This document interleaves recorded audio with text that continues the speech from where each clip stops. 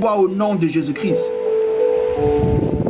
Les lois de famille ont fait que Rachel a vécu la polygamie. Les lois de famille ont imposé Léa. Je ne sais pas qu'est-ce que la vie t'impose à cause des lois de ta famille. Mais ce matin, par la puissance du Saint-Esprit, tu es déconnecté de ces choses. Tu ne vas pas vivre les schémas de ta famille. Tu ne vas pas vivre les lois de ta famille. Ce qui a arrêté ton père ne t'arrêtera pas. Ce qui a arrêté ta mère ne t'arrêtera pas. Ce qui est en train de combattre tes frères et sœurs, qui ont rapporté la victoire sur eux, ça ne t'arrêtera pas. Parce que tu es une race d'élus. Tu fais une race royale.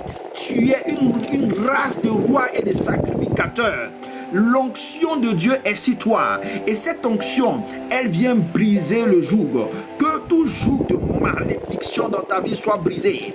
Au nom de Jésus-Christ de Nazareth, reçois cela. Reçois la puissance. Reçois la puissance. Reçois la puissance. Au nom de Jésus-Christ.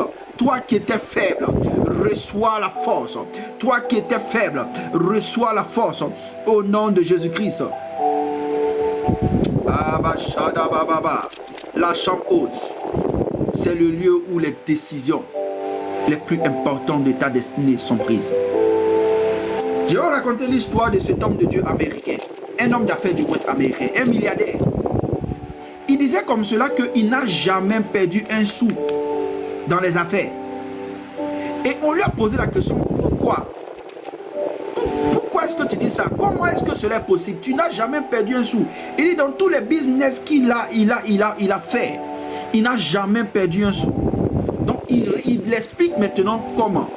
Il dit à chaque fois qu'il doit conclure un business, il va dans la chambre haute.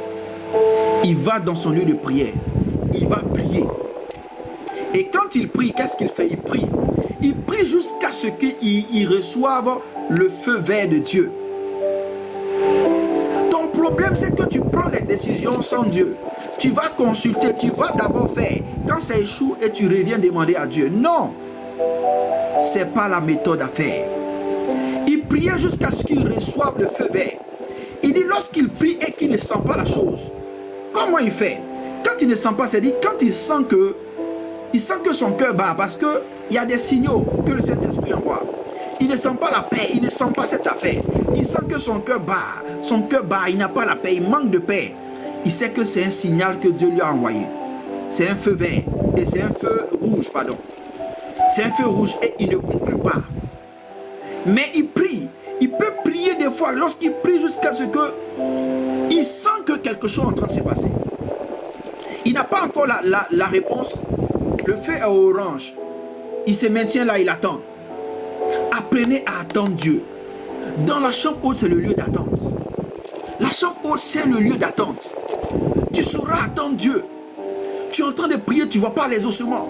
Mais tu attends. Parce que tu sais que la réponse viendra par là. Le Seigneur dit de rester à Jérusalem. La chambre haute se trouvait à Jérusalem. La chambre haute ne se trouvait pas dans un autre endroit. C'est à Jérusalem. Sachez attendre. Apprenez à attendre. Tu as prié aujourd'hui lundi, tu n'as pas vu. Tu as prié aujourd'hui en janvier, tu n'as pas vu. Tu viens en février. Tu es constant. Habakkuk dit quoi dans la parole? Habakkuk dit en Habakkuk 2. Verset 3, qu'est-ce qu'il dit? Shadabakadalosha. Reketeketele katalababa. Labrakatalababo shedededededede. Rakatalababa. Est-ce qu'on peut mettre les cœurs? Est-ce qu'on peut mettre les cœurs? Tous ceux qui sont connectés, mettez les cœurs. Je vais prier pour vous tout à l'heure. Habakkuk 2, verset 3 dit quoi? Car c'est une prophétie dont le temps est fixé, elle marche